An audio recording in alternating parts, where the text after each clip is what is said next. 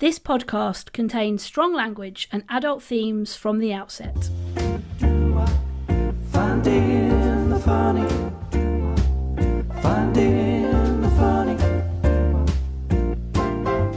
With Ruth and Ange. Finding the funny. Well, what an exciting episode. And we're so excited, aren't we, to be doing this recording? I mean, honestly, I spoke to you I think it was actually at the weekend, and I was like, I am so excited for the guest that we have.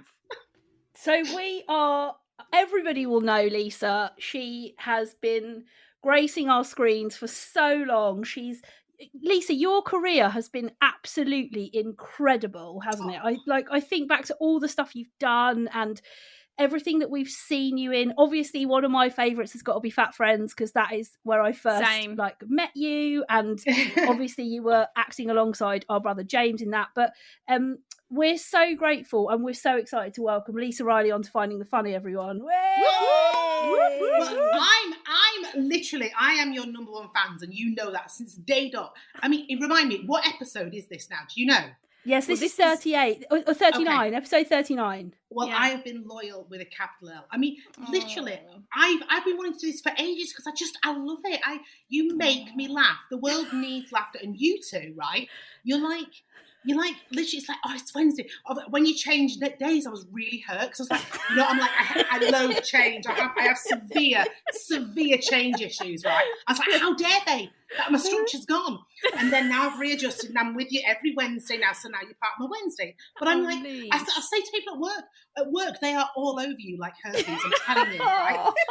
Because they're like, yeah, we're getting home. And then we discuss it and we love it. If we have a dingle day on set on a Thursday, it's like, get in, yes, because we can talk about it. And we have another Ruth on sound. She's on sound, like she's amazing. I love Ruth on sound. Yeah, I love Ruth on she's sound. She's from Rochdale. She's one of us, right? Love her. And literally we go like, no, did you hear about that? Oh my God. And like, your chocolate bars have gone on now. They're like historic. The chocolate bar chat, right? Because obviously we are girls of a certain age, aren't we? Yeah. We're going to go way back. Exactly. You know? Exactly. And so Karamak makes me high. Like the thought of Karamak, it does enrich my life. And then I look at like Brad, who plays my son Emmerdale, like he's like 20, he goes, I'm like, Karamak hasn't got a clue. I have to say, I am not a fan of a Karamak. No, Ange wouldn't like that kind of vibe. It's rich and drippy, and I don't mind normally a lot of rich and drippy shit, but when it comes to Karamak, love it. Well, look, Lisa, I put up a question box on Instagram. We had so many questions. Honestly, it took me ages, and I've tried to cipher out the ones that I think will be exciting and informative. And then a little bit later on at the end of the show, we always finish with something more serious. And you have kindly said that you're happy to talk about kind of the grief that you've experienced in your life. But one of the big questions. Oh, hang on a second. Hang on, Ange. Shall we do le big question? With Riley. Ruth, does your big sis know what happened about this when it's a big question? All right, so this is going to prove what a big fan I am, okay? So this started off probably about week 4 and 5, okay, right, when it first started. Now I'm in the shower, and of course it's a free house, so Al, my fiance, is here. Shower doors open, the door's open, and I'm going, Ruth and Ange, finding the funny. Ruth singing on your jingle, right? And he's going, babes, what are you singing? I'm going, Ruth and Ange, finding the funny. He went, you're finding your fanny, right? So I said, nothing, you're in the shower finding your fanny, right? No, it's the jingle. But the more you listen to it, it sounds like finding the fanny. Of course, we're girls together. Yeah. And then, Ruth, Ange, what happened? You then decided this new section, right? Le big question. I'm there, I'm listening to you. And so then I decided I'm laying in bed and I'm going, le big question, Ruth and Ange. I'm going, le roux, le ange, le fond de le faune. So the theme tune, le roux, le ange, le fond de le faune. It's like, we're going global. So what I think was, I want all your listeners to do like a Eurovision, right, of the jingles, right? And so we've started with English. We've gone French. Yes. Yeah. Let's go Where could we go Let's Eurovision. go next? global. Yeah. Literally, Yeah. with the Go theme global. tune. I think we definitely need to bring that in for sure. Yeah. Yeah, Yeah, like, we need to go and global. Happy Canadian as well, you know. Like that. Yeah, The way the sure. It's Yeah. Ruth, it's Ange, they're finding they're funny. You know, full Canadian. Go global, girls. So we've got Canada now as well. So funny. Oh my god. Okay, so Yeah. one of the big questions we had for you, Lisa, was somebody asked how did you get into acting, and how could they get into acting if they want to? Oh, well, we've got to mention the C word, COVID, get it out of the way. At the moment, right, okay, I kind of knew from being very young that I was not a shy, retiring little child, you know. My Sure. mum was never, ever the kind of, what I call the Les Mis mum, the pushy mum, getting, you know, Yeah. on my Oh, own, on God. my own. She Yeah. wasn't that. She was just my rock. And what happened was, it's a gospel truth story, when I was 9, she went to parents' evening, and all the mums after, there was like a tea and biscuits bit after parents' night. And they're all sat around going, oh, my Toby's watching Danger Mouse. Oh, yeah, my Samantha's watching Danger Mouse. Oh, my Katie's watching Danger Mouse. And my mum came home and she's like, darling, are you watching Danger Mouse? I was like, oh, no, it's boring. It's not real. It's not real. It's not real. And there's me sat in the window with a baby guitar thinking I'm Audrey Hepburn singing Moon River. Right? Well, of course I'm a weird, yes, you know, I'm not your regular kid watching Danger Mouse that my kids of my era were doing. So she spoke to various people in the area, and Oldham Theatre Workshop, which is like the North's version of Sylvia Young's, Right. Oh, right. Okay. yeah. Yeah. was basically holding open auditions. And at 9, I went, and hurrah, I got in. And please, I'm not a name dropper, but here she goes. She's going to drop the bomb. But Go on, do it. I mean, I'm do it. really proud. There's, you know, Anna Friel, Saran Jones, Clang. Andy Cotton, you know, Clang. Ash, you know, I mean, Wow. names Clang, go on, clang, Andy Knott, clang. blah, blah, blah. Yeah. You know, boom, sisters. You know, Yes, sister. they're- Yes, sister. our year group were kind of, I'm proud of it. Yeah, I am. Yes, Yeah. and be mate. What happened was, I think, at Oldham Theatre Workshop, I'm so proud of from being so young, were all the kids that were going into children's ward, if you remember back then, all that. Yeah. I that do. era. Yes, remember Yeah. that. Yeah. Early Coronation Street, Brookside days. Yeah. And our kids from Oldham were never tits and teeth kids. We weren't. I we were love tits and rounded. teeth though. You know, I we weren't love like, you know, tits. give me a job, you know, jazz hands. Yeah, I don't like the jazz hands. Oh, I No. love a bit of tits and teeth. She's a West End Wendy over there. She's Yeah. definitely a Wendy. No, I can't. As be she doing paints any of herself that. green as Elphaba.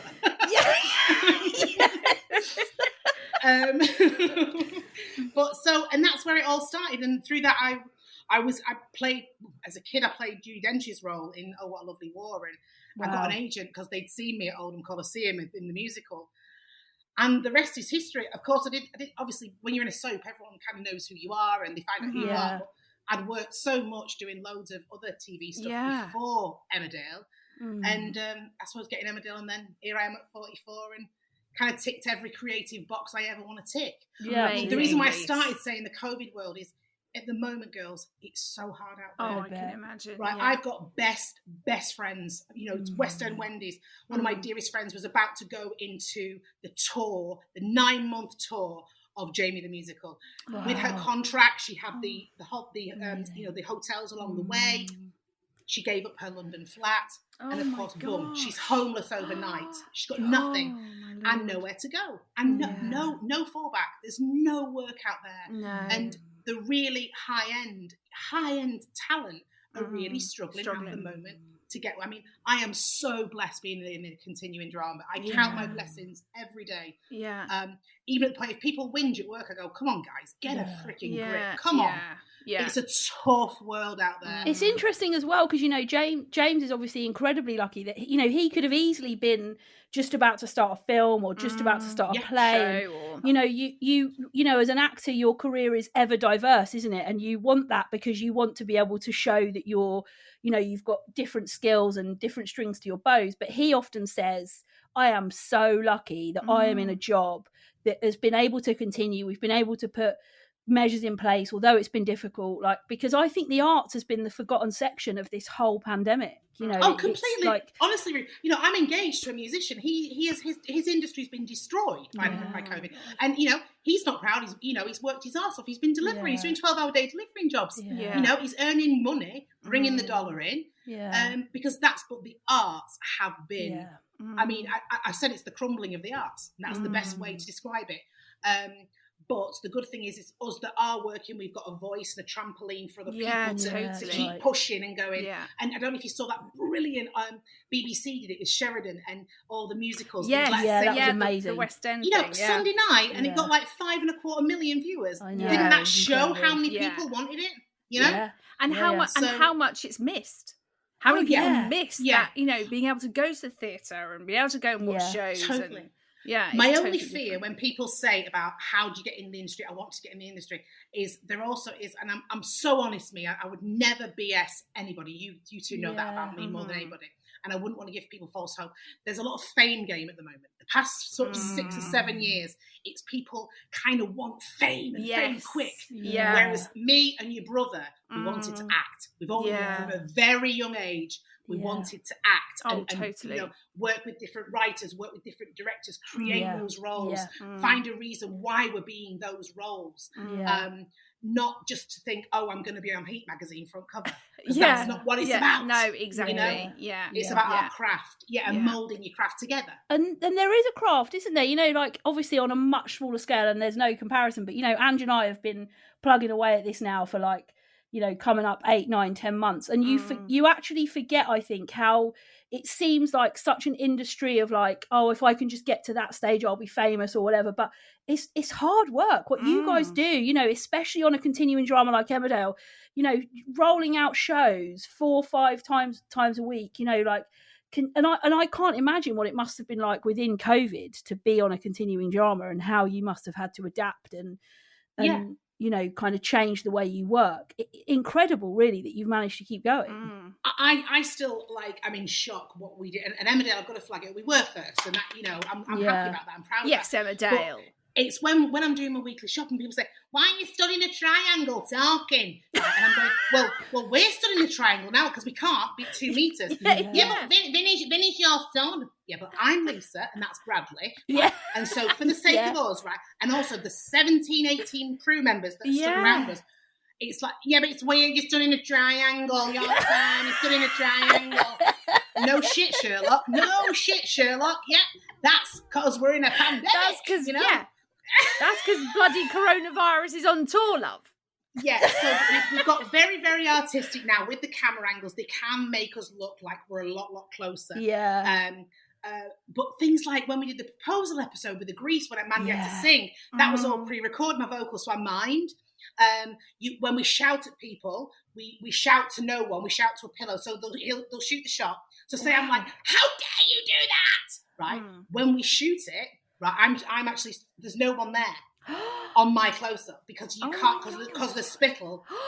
And the new thing now is, which is kind of hard, and depending on when you transmit this episode, but we've got a lot of emotion. We wear our masks on set, inside and out, right up until the take. Okay. So again, going back to how we learn our craft, right? Basically, you feed off each other. You look in your fellow actor's eyes, and you go, that's how you make yourself cry. And that's been very hard for me. And then you look at drama schools, you go, they haven't taught them this at drama school. No, how to, exactly. How to work how under to pandemic. That. Yeah. But testament to all my colleagues, and I'm lucky that my bubble, my sort of core 6 actors that I work with all the time, I bloody adore them. I would eat them. I love them that much, and as hard as it is for us and the crew, I personally, I make it a laugh every day. Because we are. We're making it fast, the show. But you've got to have that giggle and that daft. And there's a lot of daft in the Dingle house. There's a lot of daft energy, And we all bounce off each other, and I love that. Lisa, we also had a really lovely question in. So this message says, when Lisa starred on Strictly Come Dancing, she mentioned in an interview that her mum gave her the gift of confidence. This has stuck with me since, and I've always wondered how you give someone the gift of confidence, and what Lisa's mum did for her to kind of give her that gift. Look at me, I'm filling up now, right? Literally, I've been brought up all my life, never ever be fake. And in my industry, there can be a lot of fake and a lot of BS. And I run very fast away from anything or anybody that is that, because it makes me embryotic. I go fetal, right? When I see people being like, oh, what how you would say showbiz. Yes. I can't abide it. Yeah. The good ones in this industry are the ones that aren't that. In my you know, my learning anyway. And I remember I got the call, and then I went for the meeting. I went for my third meeting, and I came home. Bear in mind, Mum was really dying at this point. She was in the real latter end, the palliative care. We had the Macmillans, you know, all this was going on. And I was like, Mum, I don't know. And she went, darling, forget about Strictly Come Dancing. It's Strictly Come You. Don't worry about you've got rhythm, you've got what it takes, but just be you. And that's what she said. She went, and that's how you'll win it. And I was like, what do you mean? And she was like, that's how you're going to win it. And then you look back at me and Robin, and it wasn't really about what we did on that dance floor. Could I move? Yes. Yeah. Did I pick up the steps? Yes. Have I got rhythm? Yes. However, the VTs of me and Robin just being like Will and Grace in that, you know, we were like Will and Grace. That's what got us so far, you know, because I couldn't be. I remember, you know, like behind the camera when the producer's like, going, right, so, you know, you're nearly there, Lisa, you know, you want to be competitive. I went, don't make me competitive. No. I'm not. And for the VT, like trying to make me competitive, that isn't who I am. No. And I can't be that. I just wanted to go out and have a laugh, put a really sparkly outfit on and shimmy my tits off. Yes, you know. It's interesting, actually. It's interesting you say that, because somebody sent me a message. It just came in today, and they said, I don't know when you're talking to Lisa, but can you? It's not a question, but can you just thank her, because when she was on Strictly, it made me realise that I could absolutely follow my dreams and anything was possible. Yeah, so I think everything that you're talking about and what you tried to embody within Strictly, obviously, I mean, I loved it when you were on it, but you know, to get messages like that, it came across. People watched you and thought, God, I can do anything. Like I can get up in the morning and I can have the confidence. And I suppose that comes back to what your mum said to you about just being you, being me. And then I always, obviously, before when the cast get announced, it's a little bit different now, but in my year you had 5 weeks before you actually recorded the first show. And of course I was reading all these messages and stuff online and remembering what Mum had told me, and we started learning privately with Robin, and you had all the horrible messages out there going, oh, you know, oh, it's that fat fucker from Emmerdale, she'll be crap, she'll be crap. Now that was a food to me. The more I read, Ange, you know, like, oh, she'll just be another Anne Widdecombe. She'll be an Anne Widdecombe, right? Will I? Yeah. All right, you can. And then next thing, sorry, sweet cheeks, who's on the front cover of every single paper after my first dance? Riley was. Yeah, Riley. Because I also think that when on the first dance, and it was like Robin said, you know, we need a big finish. I said, well, I'll lift you. He said, no, you can't. It's not in the rule book. I went, Sod the rule book. I'm lifting you. Yes. And I have gone down in Strictly history as the only female to have lifted the ball. Yes, mate. That's what you get with Riley. They ain't gonna tell me no rules. I'm not doing no rules, boy. Oh my God. I mean, it's just amazing, because I think people had you pegged, didn't they, as to what you were going to be? Like you've just said, she's not going to be able to do it. She's John Sargent. Yeah.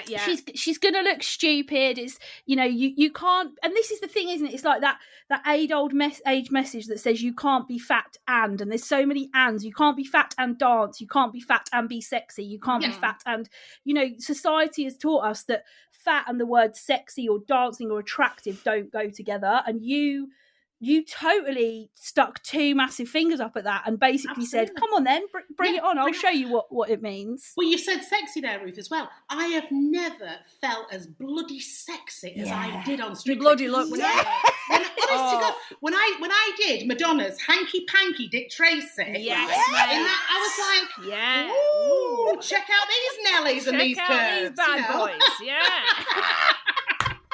It's true, yeah. But I think as well, Lisa, I think going back to the chat about the whole acting thing, I think the thing with you is that people know how genuine you are. Like, there's no facade. There's no, I'm kind of this person when I'm doing this, but I'm someone else. You know, so I think that's what people see and love is actually what the Lisa you get on the TV screen is the same Lisa you'll meet on the street, in the supermarket, wherever. And Yeah. I think that speaks volumes to people, that kind Yeah. of genuine person that you are. And yeah, I just think you're Well, bloody I great. remember in Fat Friends. I remember in Fat Friends when I met you in that hotel in Leeds. I don't know if you remember, Lisa. I remember the very first time I met you, and you were like, to me, I was like, oh my God, Lisa Riley, she's so famous. Oh my God, this is amazing. And Stick in your mouth. I just remember like meeting you and just thinking, oh, wow. She's like Beryl from Greg's. She's just like Beryl from Greg's. In fact, no, she's like Yvonne. She's like Yvonne from Debenhams. You know where I go at Christmas? Ain't she just like Yvonne?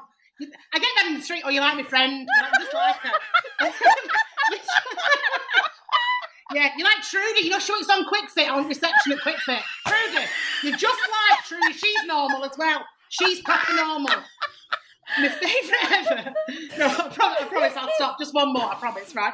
But someone said to me, do you mind if I F-bomb? Can I have one more F-bomb? Fuck away, yeah, mate. we Fuck F-bomb away. Okay, Yeah. Right, thank you, my dog. So basically, someone said, it's like, I'm 44. They said, there's no fucking, honestly, there's no fucking realism in this world like you. I was like, what? They said, you're just like driving, right? So I said, what do you mean? She said, you're the stick. You don't change like them other fuckers who go in first gear for some people and second gear for other people. No, you are you. You're a stick. And I'm like, wow, I've never had that in my life. Now that is a compliment, Lise. You're a stick. That is a compliment. I'm a central stick of literally of the driving. Yeah, I love it. yeah. Love it. Anyway, look, we wanted to do some of our normal, segments with you. So we thought we'd have a little chat about things that get on our shitting tits. Oh, yes, please. Now, we had a little chat on the phone the other day, Lisa, and you told me a brilliant one that gets on your shitting tits. And I think Ange will find this really funny. Oh, so, my God, it chronically gets on my... Look, I've got a shoulder growl going on that no one can see. It makes me go like that. People who have, on Instagram, balloon photograph parties for how many bloody followers they have. Oh, like, yes! Oh, fuck off! Honestly, we don't... Why do people identify with how many followers? Why does it care? Why does it matter? I don't care if you've got... No... Do you know what? I love you more if you have got 3 followers than those bloody unicorn cakes, right? Yes, with mate. 1 million and some balloons. Yeah. Oh my God, it makes my blood boil, right? Yes, because please. Nowadays, honestly, it's like, and I have it at work all the time. People go, yeah, but have you seen her, right? She's got like 3.2 million. I don't know who she is. Do I care that much? No, zero, none. Lise. Why do people identify? Why does it matter? Honestly, I am so pleased you said that, because I have said that exact same thing to Patty before. Like, what is wrong with people? And actually, I think, Patty, when we had that chat before, you said that when I get to 10,000 and I get my blue tick, cringe. Yeah, I'm gonna do it. I'm gonna have my own balloon party.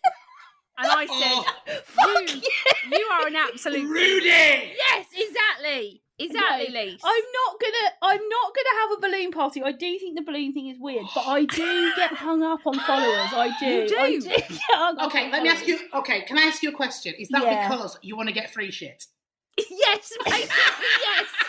I'll answer for her. Yes, it is. As I said to her on the phone, right? She wants encrusted free flannels with a name on it, right? That she can go woo and waft that free flannel, right? That you'll never use. You'll never use that flannel, ever. You've just wafted it on Instagram to see how many followers you've got. Okay, so I think for me, there's been this rise, hasn't there, in like, I don't know. I get quite hung up. I can get in quite a bad mood if I check my followers and they've gone down quite a lot. I can actually get quite moody about it. She does. Wow. Yeah, I know. I mean, at least you're owning it, but that is really that's dickish and knobby. That's knobbish. You fit knobbish as well. You fit in both brackets there, love. Yeah. But I am getting better, and I have sort of now come to the point where I'm like, I don't really give a shit. No. The thing that I'm the most passionate about now is this. I just want this to do really, really well. I just want us to continue to... But I I may have thought at some point a balloon party might be something I do, but I've left that. You've reined it in. You've reined that in now, mate. If you do a marble unicorn cake, our friendship is over. Yeah, that's like same. one balloon, right? But Same. none of them marble cake things with numbers on No. top. But let me ask you, right? Do you think now we're in a dawn of, like, basically, for example, if I was to hold a mug up on my Instagram of a photograph, like a selfie, does that now read that I'm promoting that mug, or is it just me in a mug? I think most people look at it and go, she's promoting something there. Exactly. Yeah. And may God strike me down on my mum's life, right? Never, and believe me, I get offered a lot of free Oh shit, yeah, I Yeah. can well right? imagine. I have not once in my life promoted anything. I get sent stuff. Now, if I like it, right, Yes. then of course I'll say, I'll this talk is about good. it. I've Yeah. tried. The other thing that really knocks me is when they've never used it. They're just No. tapping it. Yeah. Oh right? yeah, And that it's does like annoy me. a body oil. Well, it's like, how do you know it's working, this body oil, if you haven't used it maybe 7 times? Exactly. You know, then we Yeah. know it works, Yeah. you know. Yeah. But the word influencer, literally, for me, if there was the biggest vat of Tipex in this world, right, it would be just throw it over the word influencer. At least You know what you want to influence? zero. Zip it. Yes. Zip it. Lise, do you know what?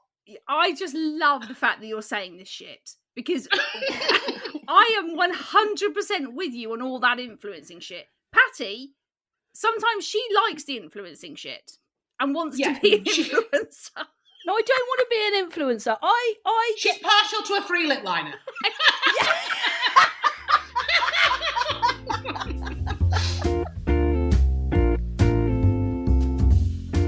We always try and finish the episode with something a bit more serious. And Lisa, I know that you've spoken so much before about your mum and just firstly how important and special she was to you, but also how you've sort of managed your grief. Of you've been such a public figure, I think, of somebody who said, God, this was so hard, and you've spoken so amazingly about it that a lot of the questions we had in for you were about managing grief, and we get a lot of those sort of questions, don't we, Ange? And it's so hard for Ange and I because We we're don't still have in the very experience. fortunate position Yeah. that we haven't got experience of it. And I think we're both really aware of talking about something so personal when we haven't really experienced it ourselves. So we've just got a few questions about grief, and we'll just ask them, and however much you want to share obviously is up to you. Yeah, no, I'll say everything. Yeah. Most of the people asked to remain confidential, I think for obvious reasons, because it's quite a difficult time. But somebody said, my dad passed away in 2018. How do you cope with the bad days of grief? Firstly, it's self-owning it, and that's taken me a long, long time. I have spoken openly, and I was never, ever, ever for 1 second an alcoholic. But I do know when Mum first passed, a large bottle of red was a great comfort blanket. Yeah. The doctors offered me all sorts of medication, tranquilizers, you name it, Zopiclones. I said no, and I've never to this day done that. If you want to do that, fine. Yeah. If that's your comfort blanket, you do what is right for you. Don't be judged. Don't worry about what anybody else thinks. You are dealing with this on your own and for yourself. The problem that I had the most was when people want to help, and that's a natural thing. Yeah. And they always go, what can I do to help? And this, you're inundated with messages of people wanting to help you. The best thing to do is to stand back as the bestest friends, because trust me, we will come to you, right? Because what happens is the people that haven't been through it, right, start, and this happened to me a lot, it started to aggravate me, because I was like, you don't know what I'm going through. You have don't pretend to. And it was like my bestest friends, wanting to, and of course I said sorry after, and of course they understood, but you have to go through that path. And the biggest advice I can give anybody today is go through the period of which is what I call the why period. You say, why me? Why have you taken my mum? My mum was one of God's best, was one of the most human, funny, best person. My mum didn't have a bad bone in her body. Why did you take my mum at 58? Why did Mum survive all those years with that tumour after a mastectomy? And she fought and fought. Why did you take my mum? And you compare so much. Like you say, oh, look at these criminals and look at that. Go through that path. Please take that on board. You have to, because it calms your head. Yeah. And even to this day, day in, day out, I write down everything I feel. Day and night. Oh yeah. And it's not a journal, it's just my little pad. It's my little pad. And I've on Instagram and via Twitter, because I'm inundated myself with people asking how to cope. And the pleasure I get, right, when people have said, Lace, thanks so much for telling me to write that down, and then to go back at one night after I've had a bath and reread it. And even though I felt really soppy or I felt really silly, it makes sense to me.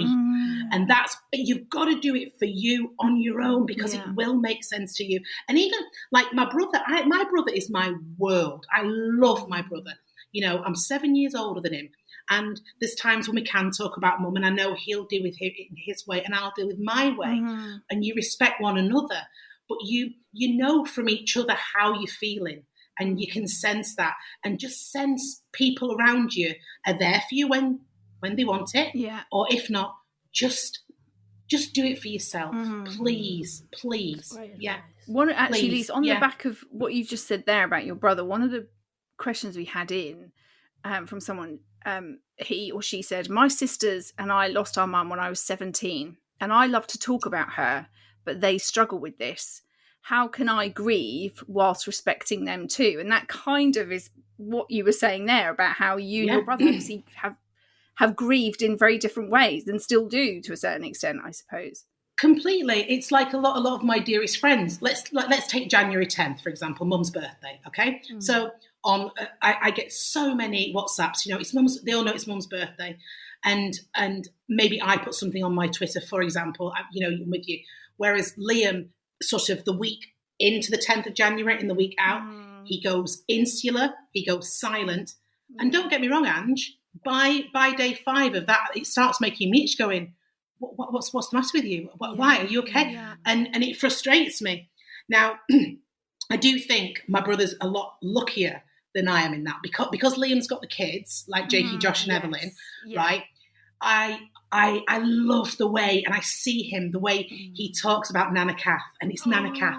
And when it was Evelyn's second birthday, they let the balloon off for Nana Cath, and on Christmas Day, we get a present from heaven from Nana Cath, and that's, I know, and it really matters, and like we said this in Mum's eulogy, and I hope this helps other people, talk as if they're there. Don't talk like they're not there. When we talk about Nana Cath at home, at Liam and with my dad, she's there, and we're able to tell stories, because obviously she was still alive. Jakey was born in the September, and of course she passed then in the following July, and we have a beautiful picture of her reading a Mr. Men book to Jakey as a baby, and Jakey now, he's not getting nearly 10, and he always goes, that's mine and my Nana's book, Now that for me, that's the best medicine that anybody, that photograph that I've got that of Jakey, with my mum, it's the best picture ever, because it's like, I don't want this to sound silly, but for me it's a bit like my mum lives on in Jakey. Yeah. And I love that. I love that. Oh, Liz. Sorry. Honestly, that I'm sorry. Hearing you talk like that, just like we said at the top, I still have my parents, and I can't even begin to imagine how that feels to lose your mum, and the way you talk about her, and your brother, and the way you remember her, and make sure she's still part of your lives is just beautiful. I think absolutely beautiful. But I think, you know what, Lisa, I think that is so comforting, and it's because I think one of the things that I love about the way you've talked about your grief and your mum is that she is ever present when you talk about her, like she is ever there. And I think that's so comforting for people who have gone through grief, parents are so special, aren't they, to so many of us. But I feel like when you talk about your mum, I know her. Yeah. And that is one of the most wonderful things I think you've done with your grief, is that you have maintained this ability to make her ever real and ever present, and not forgotten. And it's been so many years now, but she is still such an alive memory for you. I know that she is such a heart-beating memory for you. Yeah. And she's your greatest cheerleader. I know that even though she isn't physically here, she is still your greatest cheerleader. And I think that's wonderful, the way you've managed to do that. Oh, but I've done it, honestly. I've said it to myself, like I've had, when I've had really beautifully written scenes on, for example, say on Emmerdale, and I'll go like that, and I'll learn it, and I'll go, oh, I want to do her proud still. I do. And every room in my house, bar the 3 toilets, is a picture of my mum. She's not in the box. Yeah, but she's in every single room in my house. Yeah. And I like that, my family, like you two, my family are they're my living blood. They're my everything. Yeah. Stop everything, but my family, everything. Has that taken you time?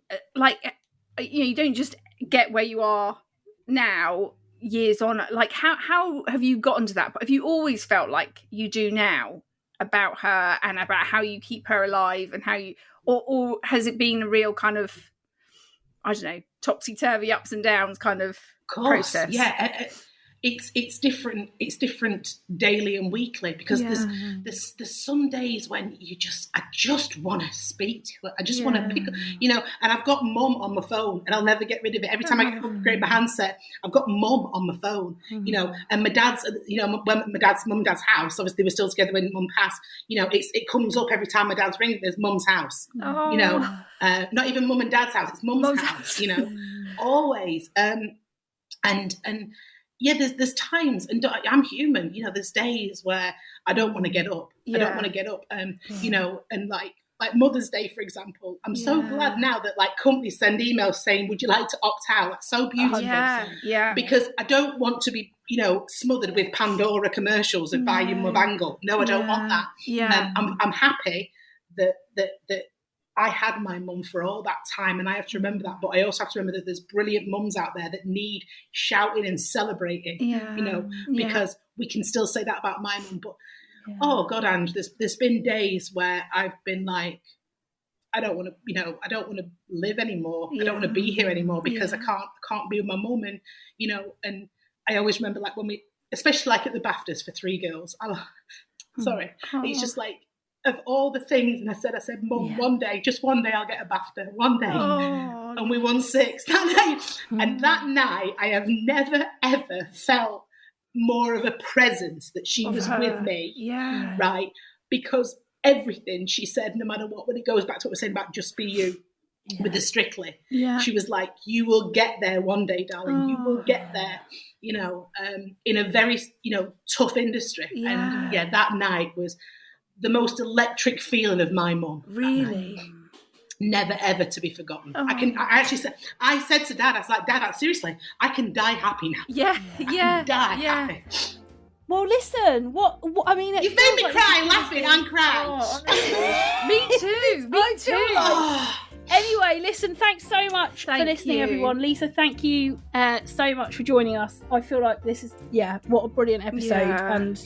And Ange and I will be back next week helping you to find more of the funny.